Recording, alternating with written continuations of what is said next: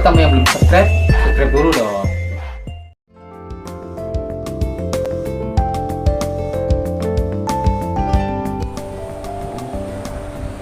Baik, selamat malam. Saya Chandra Gato. Sekarang ini saya berada di kantor PD Pasar Kota Manado yang baru, di mana saat ini perampungan untuk persiapan peresmian kantor yang baru. Seperti apa penjelasan direksi PD Pasar Kota Manado? Mari kita saksikan. Baik pemirsa, mari kita temui 3 direksi yang ada di ruang kerja mereka. Ayo kita ikut.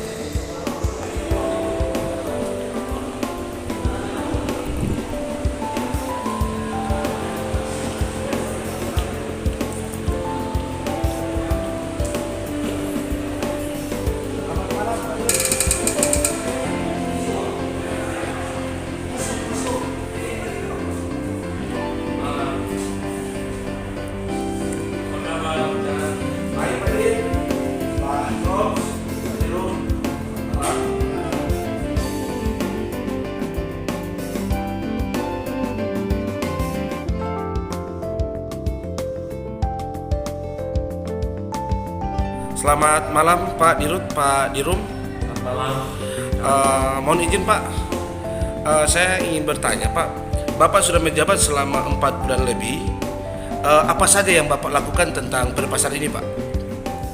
Yang kami lakukan yang pertama itu restrukturisasi perusahaan. Restrukturisasi perusahaan mencakup dengan reorganisasi manajemen, rasionalisasi, karyawan kita atur kembali. Nanti sebentar Pak Dirum akan menjelaskan bagaimana kita mengatur kekaryawanan kembali.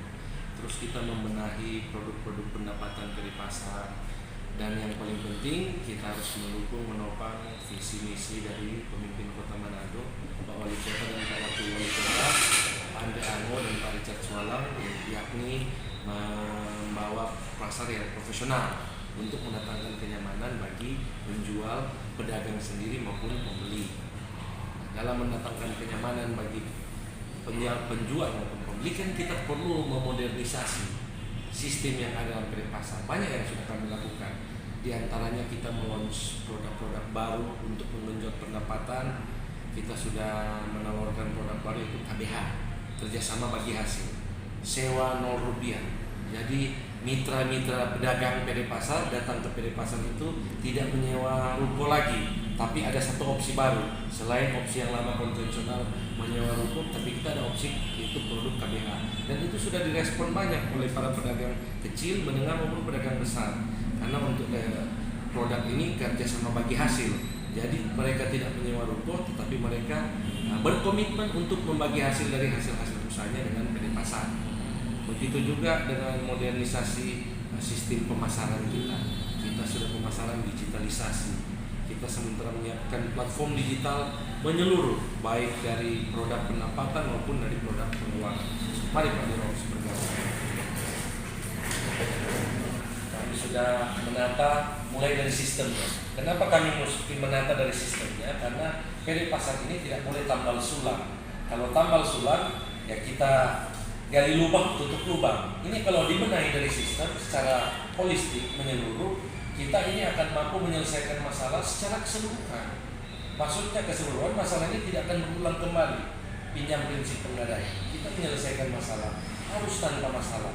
Jangan kita menyelesaikan masalah dengan membuat masalah baru. Dan yang paling penting, kami memodernisasi sistem hukum dan pengawasan internal maupun eksternal kami. Kami sudah ada badan baru yaitu Satuan Pengawas Internal dalam rangka meningkatkan efektivitas pengawasan baik internal maupun eksternal kepada pedagang.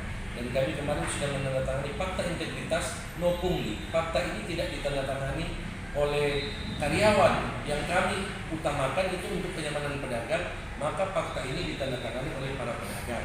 Kami sudah mulai dengan pedagang-pedagang yang mau memperpanjang kontrak, dia wajib untuk menandatangani Fakta Integritas No Pungli. Artinya dia tidak boleh menyuap karyawan PD Pasar. Sebaliknya kalau dia menerima penyuapan, menerima godaan untuk penyuapan dari salah satu karyawan PD Pasar, silakan laporkan ke kami. Akan kami langsung tindaki secara serius turut dengan undang-undang yang mungkin ada tambahan nanti dari Direktorat Umum dan Direktorat Operasional. Oke, satu lagi Pak tambahan. Untuk pasar modern, Apakah ada yang program-program yang melakukan dengan digital, Pak? Ya. Digital terkait dengan digital yang Bapak. Nanti itu ditambahkan oleh Pak Dinops untuk digitalisasi pasar. Terkait dengan digitalisasi khusus untuk penagihan dan parkir ini kita sudah ada beberapa vendor dan dalam waktu dekat kita akan uji coba untuk digitalisasi, baik itu pelaksanaannya bekerjasama dengan vendor ataupun dengan pihak perbankan. Ini adalah salah satu program yang memang sudah dari awal kita gaungkan karena memang untuk meminimalisir terjadinya pungli, terjadinya hal-hal yang tidak diinginkan oleh kita semua terkait dengan pembayaran retribusi dengan dilakukan digitalisasi. Mungkin dalam waktu dekat ini kita akan realisasikan dalam bentuk Kris kita sudah kerjasama dengan Bank Permata untuk dilakukan sosialisasi dalam waktu dekat dan langsung sign dengan beberapa pedagang sehingga untuk lakukan pembayaran bisa menggunakan digital, jadi tidak lagi menggunakan cash, jadi cashless sekarang. Oke, apakah dengan digital ini apakah sudah ada target dari pendapatan sebelumnya, Pak? Kira-kira harus ada target? Kalau berbicara target ini memang setiap bulan kita selalu tingkatkan dan 3 bulan terakhir ini cukup signifikan naik. Jadi beberapa bulan terakhir ini dari potensi yang sementara kita garap, kalau kedepannya kita pakai pola digitalisasi, maka mungkin pendapatan ini bisa lebih baik. Dan hitungan kami adalah mungkin untuk 3 bulan pertama atau triwulan pertama menggunakan digitalisasi mungkin bisa sampai 5% pertumbuhan. Itu baru perhitungan optimis. Perhitungan optimis kan. Mungkin itu. Tambahkan untuk Pak Dirum terkait apa saja yang sudah dilakukan oleh PD Pasar, Pak? Baik, terima kasih. Jadi PD Pasar saat ini dalam menjalankan perusahaan karena kita mengedepankan restrukturisasi rasionalisasi, maka hal pertama yang kita lakukan dari awal kita masuk adalah analisa jabatan kekaryawanan. Dengan 600 karyawan yang ada lama, setelah dianalisa jabatan yang ada, maka direksi mengambil keputusan untuk memulangkan karyawan yang ada lewat asesmen. Kemudian lewat asesmen ini kita melihat kompetensi karyawan yang ada. Karena terus terang kami masuk di sini, bagian keuangan tidak ada satupun yang sarjana akuntansi atau SMK akuntansi. Maka kita pindahkan mereka, kita terima sarjana akuntansi dan SMK akuntansi.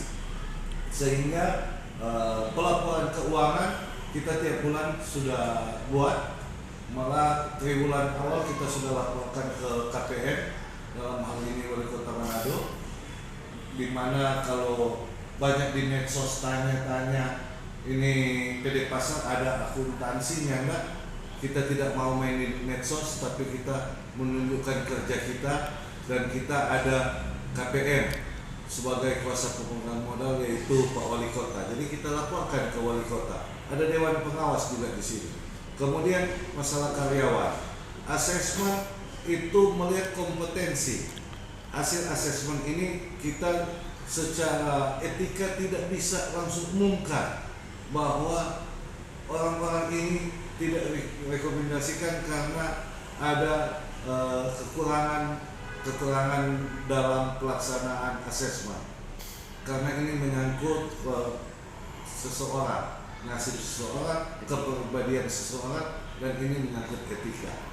Kalau mereka datang di kantor, kami layani, kami tunjukkan hasil asesmennya. Kenapa Anda dirumahkan? Karena ini hasilnya, silakan dipelajari. Mudah-mudahan setelah Anda memperbaiki diri, kita membutuhkan Anda, kita akan panggil lagi. Itu yang kita jalankan.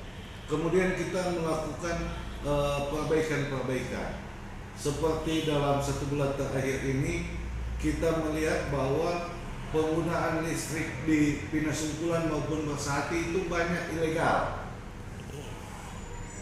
Bangunan lahan aset PD Pasar, tapi listriknya orang lain dan menjual ke pedagang.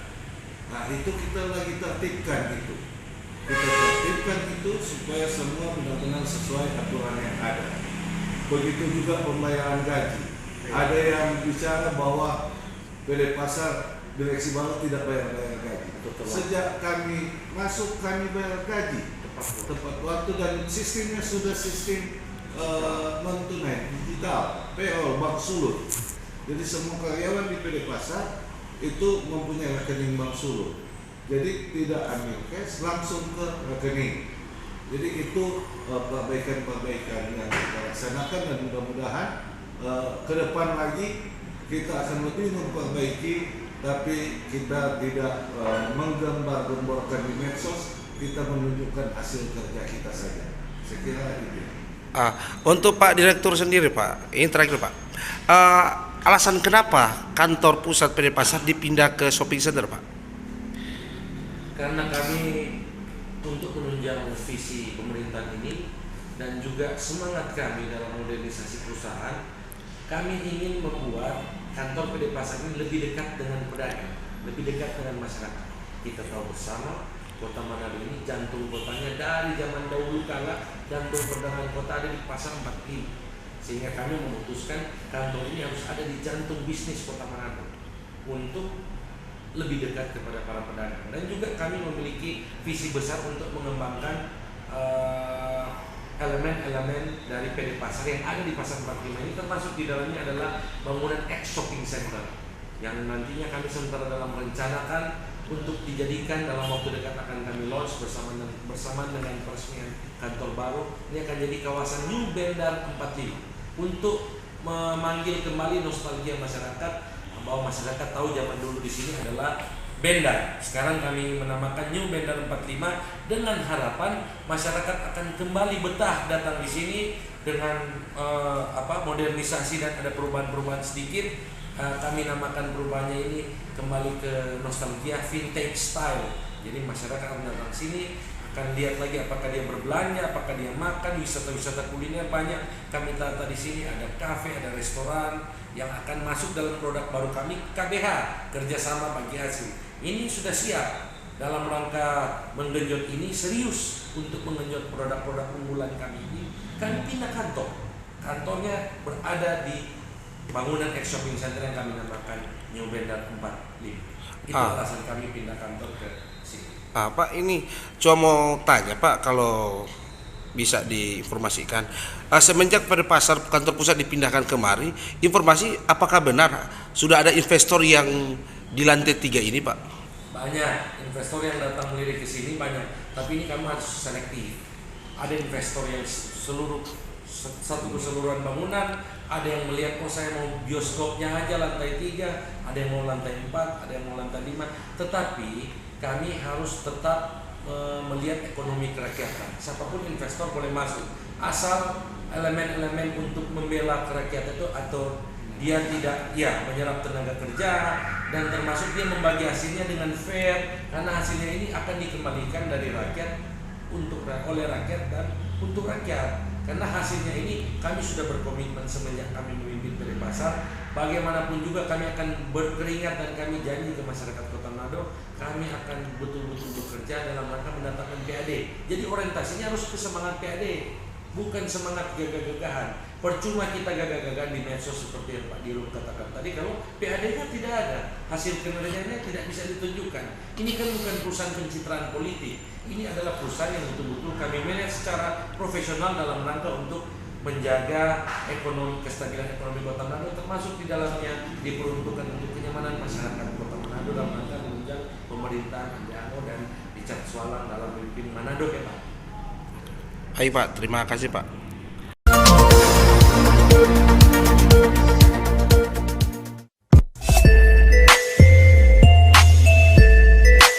Buat kamu yang belum subscribe dulu dong.